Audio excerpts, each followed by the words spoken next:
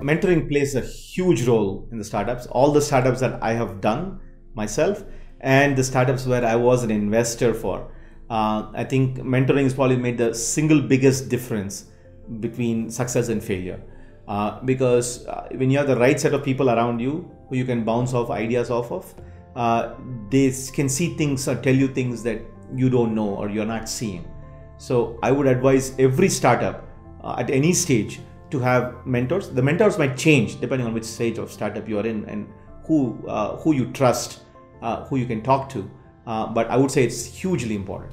Right now I'm a mentor for a number of startups, and I don't want to give specific names, but during various points of time, whether it's fundraising, whether it's how to handle a board situation, there are very nuanced situations, handle people issues, handle strategic issues. My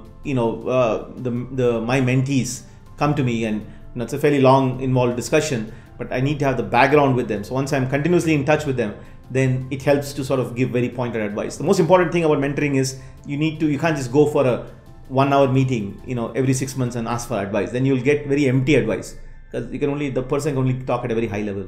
But if the person is continuously aware of what you're doing, and that's the job of the mentee, is to make that time and somehow make it happen, then you can get valuable advice.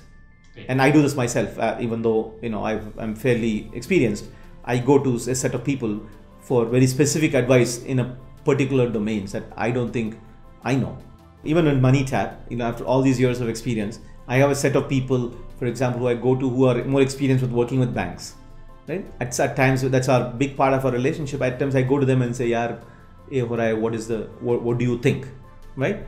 And it's up to me to, of course, take the advice or reject it. And not everything should be taken literally, because ultimately, you have, as a CEO, need to make the decision. But a lot of times, I listen to the advice and then modify it appropriately if needed to my situation. So it works all the time.